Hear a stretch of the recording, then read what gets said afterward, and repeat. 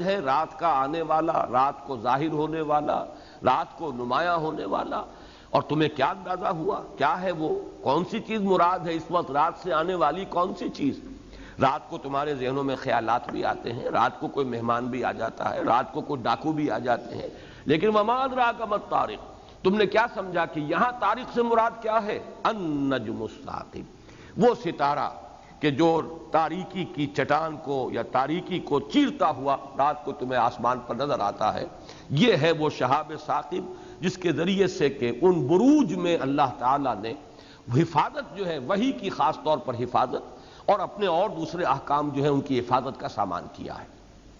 اب آگے چلیے، ان کل نفس لما علیہا حافظ، میں اس کا ترجمہ پہلے کر دیتا ہوں سادہ الفاظ میں تاکہ پہلے ہم مانن غور کر لیں کہ کیا مناسبت ہے ان قسموں سے اس مقسم علیہ کی۔ مقسم علیہ یہ ہے جس پر قسم کھائی جا رہی ہے۔ ان کل نفس لما علیہا حافظ، نہیں ہے کوئی جان مگر یہ کہ اس پر ایک نگہبان موجود ہے، ایک نگران موجود ہے، معین ہے، تعینات ہے۔ اس کا معنوی رب سمجھ لیجئے کہ جیسے کہ آپ قرآن مجید میں دیکھتے ہیں کہ آفاق اور پھر انفس، آفاق کی آیات، انفسی آیات، دو حصوں میں گویا کہ تقسیم کیا جاتا ہے کہ یہ کائنات جو ہمارے باہر کی ہے یہ آفاق ہے، کھول آنکھ زمین دیکھ، فلک دیکھ، فضا دیکھ۔ ایک دنیا ہمارے اندر آباد ہے، وفی انفسکم افلا تبصرون، سنریہم آیاتنا فی الآفاق وفی انفسہم حتی یتبین لہم انہ الحق، ہم ان قریب انہیں دکھائیں گے اپنی نشانیاں آفاق میں بھی اور ان کی اپنی جانوں میں بھی، یہاں تک کہ یہ بات بالکل مبرہن ہو جائے گی، واضح ہو جائے گی کہ یہ قرآن حق ہے۔ یہ جو سورہ حامی مسجدہ کی آیت ہے، آخری سے پہلی آیت، یہ بڑی اہم ہے اور آج کے درس میں بعد میں بھی اس کا حوالہ آئے گا۔ آفاق اور انفس، ان دونوں کو سمجھیے کہ یہ دو عالم ہیں۔ ایک عالم انسانی وجود جو ہے، انسانی ہستی، اس سے باہر کا مادی عالم، ایک اس کے اپنے اندر ایک دنیا آباد ہے، وفی انفسکم افلا تبصرون۔ تو جو حفاظت کا اللہ تعالیٰ نے اہتمام کیا ہے اس خارجی آفاقی عالم میں، اسی طرح کی حفاظت کا سامان انفسی عالم کے اندر بھی ہے۔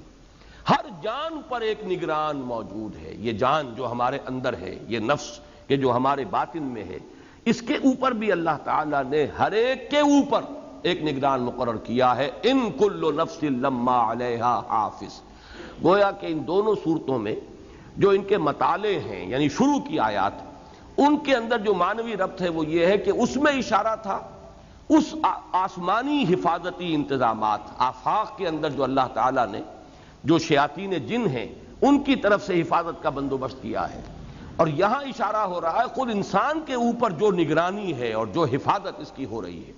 اس کو یوں سمجھیے کہ جیسے سورہ قیامہ میں فرمایا گیا، اَيَحْسَبُ الْإِنسَانُ أَن يُتْرَكَ سُدًى، کیا انسان نے یہ سمجھا ہے کہ یوں ہی چھوڑ دیا جائے گا بیکار شے سمجھ کر؟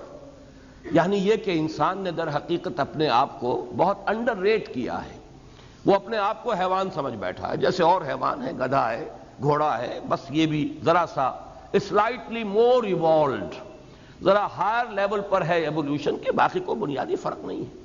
حالانکہ انسان کی حقیقت تو یہ کہ اس میں ہم نے اپنی روح میں سے پھونکا ہے، وَنَفَخْتُ فِيهِ مِن رُوحِي، یہ انسان اس امانت کا امین ہے کہ جو کائنات اٹھا نہ سکی۔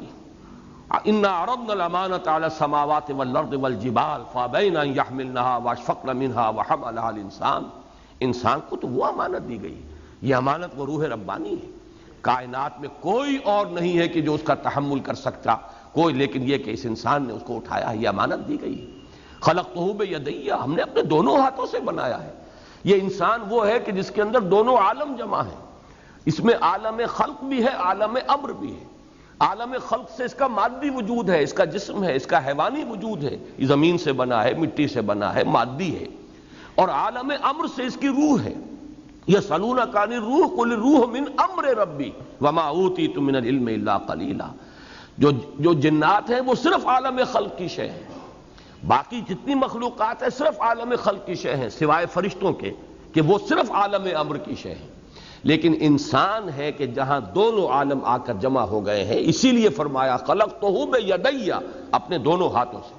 گویا کہ یہاں پہ مراد کیا ہے؟ ایک میرا عالم خلق ہے، ایک میرا عالم امر ہے، اور جامع وجود جو ہے اس انسان کا ہے، تو کیا یہ انسان ایسے ہی چھوڑ دیا جائے گا؟ ہم اس کی نگرانی نہیں کریں گے، ہم اس کی حفاظت نہیں کریں گے؟ ہم نے تو ہر انسان کے اوپر ایک حافظ، اور حافظ کے دونوں معنی اس ذہن میں رکھیے، ایک وہ کہ جو اس کی حفاظت کرنے والا، دفاع کرنے والا ہے، اس کو بچا رہا ہے جب تک اللہ چاہتا ہے کہ اس دنیا میں انسان رہے، آفات سماویہ سے، آفات ارضیہ سے۔ جیسے کہ میں نے بارہا مثال دی ہے کہ کبھی کبھی واقعتاً انسان محسوس کرتا ہے کہ زناٹے کے ساتھ کوئی گاڑی قریب سے ایسے گزرتی ہے کہ آدمی محسوس کرتا ہے کہ میرے بچنے کی کوئی شکل نہیں تھی، یہ اتنی قریب سے گزری ہے۔ محسوس کرتا ہے کہ کسی غیر مرئی طاقت نے مجھے ہاتھ سے گویا کہ دھکیلا ہے اور بچایا ہے، ورنہ میرے بچنے کا کوئی امکان نہیں تھا۔ کچھ طاقتیں ہیں کہ جو ہماری حفاظت کر رہی ہیں، اور جب تک کہ وہ وقت معین نہیں آتا کوئی ہمیں مارنے والا نہیں، کوئی جو ہے اللہ تعالیٰ کے اذن کے بغیر ہمارے لیے ہلاکت کا کوئی شے ذریعہ نہیں بن سکتی۔ یہ ہماری دفاع کا بندوبست ہے اللہ کی طرف سے۔ مزید یہ کہ نگہبان، جیسے کہ فرمایا گیا ہے، ہم نے ابھی سورۃ الانفطار میں، اب آپ کو معلوم ہے کہ 2 صورتیں قبلی سورہ انفطار آئی ہیں، ان علیکم لحافظین کراما کاتبین، تم پر حفاظت کرنے والے ہیں، نگہبان ہیں، وہ بڑی باعزت ہستیاں ہیں، ملائکہ ہیں جو لکھ رہے ہیں تمہارے اعمال کو، تمہاری ایک ایک چیز۔ ما یلفظ من قول الا لدیہ رقیب عتید، ایک ایک حرف جو تمہاری زبان سے نکلتا ہے اس کے لیے جو ہے لینے والے موجود ہیں کہ جو اسے ریکارڈ کر رہے ہیں۔ کوئی شے ضائع ہونے والی نہیں ہے، انسان کا کوئی عمل ضائع ہونے والا نہیں، انسان کی زبان سے نکلا ہوا کوئی حرف ضائع ہونے والا نہیں۔ اَیَحْسَبُ الْإِنسَانُ أَن يُتْرَكَ سُدًى، کیا ایسے پھینک دیا جائے گا؟ کیا ایسی گھٹیا شے ہے؟ کیا اتنی بیکار شے ہے؟ ہماری نگاہوں میں تو یہ اتنی بیکار نہیں، ہم نے اس میں اپنی روح میں سے پھونکا ہے۔ لہذا انسان کا یہ مقام ہے، ان کل نفس لما علیہا حافظ، جیسے اس کائنات میں آفاقی طور پر حفاظتوں کا بندوبست ہے، ایسے ہی انفسی سطح پر بھی اللہ تعالیٰ نے حفاظت کا بندوبست کیا ہے۔